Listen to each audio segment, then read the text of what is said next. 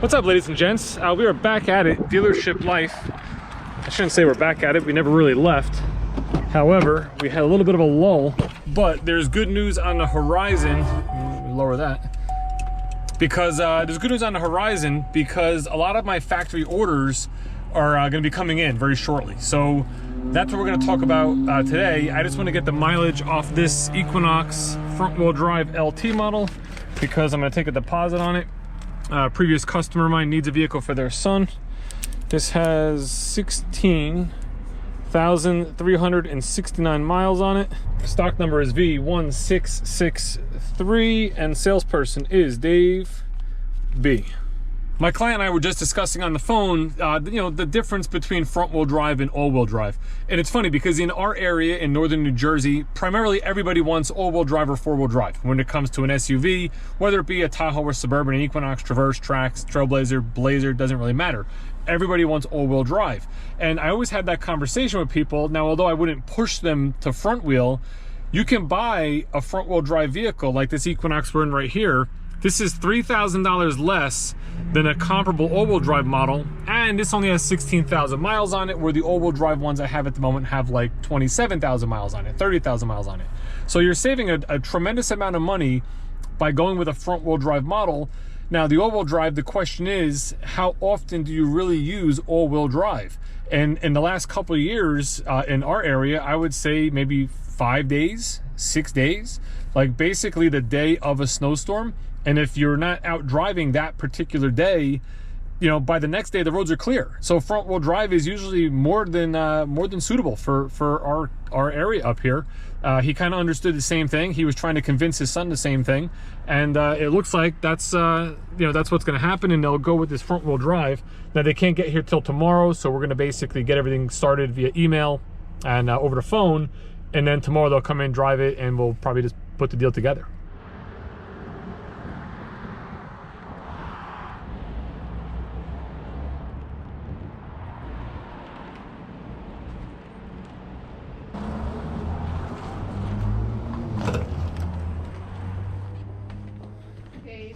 Yes. I'm going to get a check. All right. What's up, buddy? What's up, Dave? All right, so we have an Equinox deal. All right. That's the retail order. Here's the vehicle. He can drop a deposit off later today, but they won't be able to get here till maybe Thursday or Friday. Previous customer bought numerous vehicles. You know this is the front wheel drive? Yeah, I just talked about that in the video. We specifically spoke about how front wheel drive is actually more than adequate for our area, which is funny. See, Sal's first inclination was this is a front wheel drive because literally like 98% of people want all wheel or four wheel. Front wheel drive will get you through the snow. Absolutely. It's not like we're up in Alaska or anything. Upstate New York, maybe a different story. But anyway, what we do right now is we're gonna write up a retail order. I'm gonna email it over to the customer. He's gonna get it, print it, sign it, and then on his way home from work later, he's gonna stop by and drop it off. In the meantime, I put a sold sign in it. We got a board in the back with all the little chips with the information. We take that off, we put it in the pending side. This way everyone else knows it's off limits. And then the next day or so, we'll get it delivered.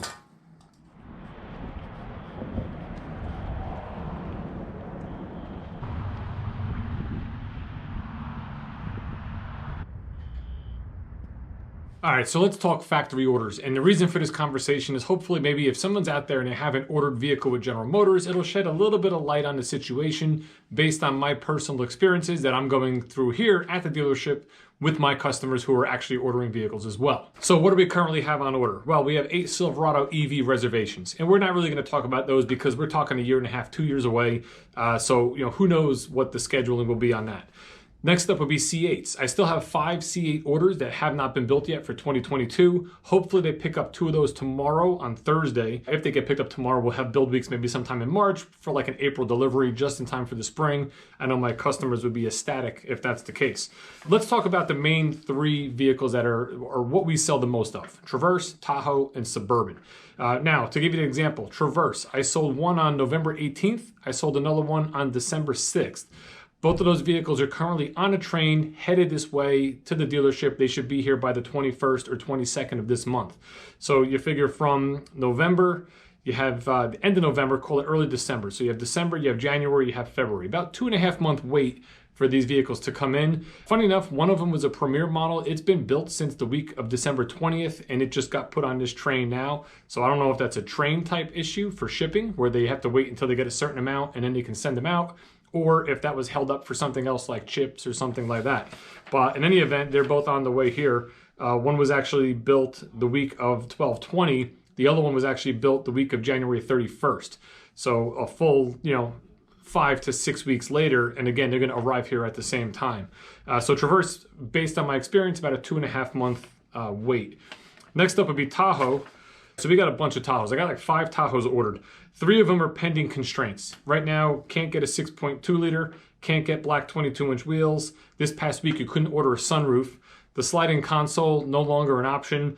And rear entertainment you weren't able to get. So I have a bunch of Tahoes that people are waiting for those options to hopefully become available, at which point they'll get their trucks built. Or the only other thing we can do, which I've done with a couple of them, is we've actually changed the order. So I had a customer drop black 22-inch wheels because there's no ETA and when we'll get those. He went to the regular standard RST wheel. Now his truck's being built. If we didn't change that wheel option, it would have still been sitting in the pending spot, because the wheels were on constraint. I also have a customer with another Suburban, same type of situation with the rear media, the rear entertainment center. They decided, we'll do without it. His truck is getting built as well, so that would hopefully be here this month too. So what you have to figure out, if you're waiting for a vehicle, talk to your dealership, find out, 1, do you have a build week, a scheduled build week? 2, are there any constraints on your order that you can maybe modify or change to get your vehicle built? Because it seems like those are some of the major delays. And then the other delay would be, where are you on the list? So if you go to a dealership and the dealership has 10 Suburbans sold as factory orders, and then you purchase one as well and leave your deposit, well, now you're number 11, which means there's 10 builds ahead of you that have to get created and built before they get to yours. One of my customers this month is actually going to be picking up his vehicle probably next week. It'll be here. That was actually a Suburban. He was number 7 on the list, but the 6 people ahead of him, nobody wanted to modify their order. His order passed as far as not having any constraints, so he got bumped to the front of the line, and his vehicle will be here sooner. The Suburban's the roughest one. These 3 Suburbans that I have coming in that should be here this month, one was ordered on August 26th, one was ordered on September 13th, one was ordered on September 30th. Now, when I say they were ordered that day, that's really the day the customer left a deposit here with me. We then submit the order. We put it in like a pending status or preliminary status, and it sits there until GM pulls it. So Suburban has quite a long wait. I don't see that really changing all that much based on, again, what I'm seeing here at my level. Hopefully it does. What's nice about all this, like I mentioned earlier, is here it is for February now. I'm looking at having a pretty good month because I have 1, 2, 3, 4, 5, 6, 7, possibly 8 vehicles coming in that I sold months ago.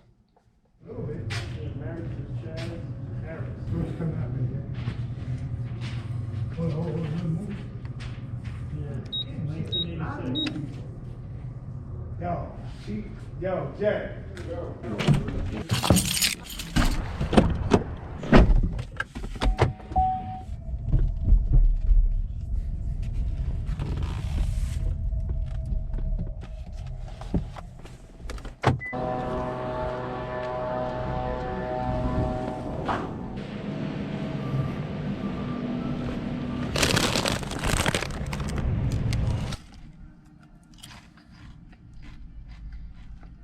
That lady right here. The one you were just pointing at when she saw you? I know. Oh my gosh. Then I waved to her. I guess she never found her puppy. I know, I was so embarrassed. Oh.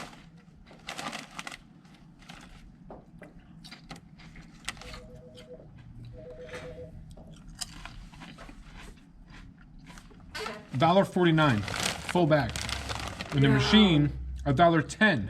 For that tiny little bag. Tiny little bag.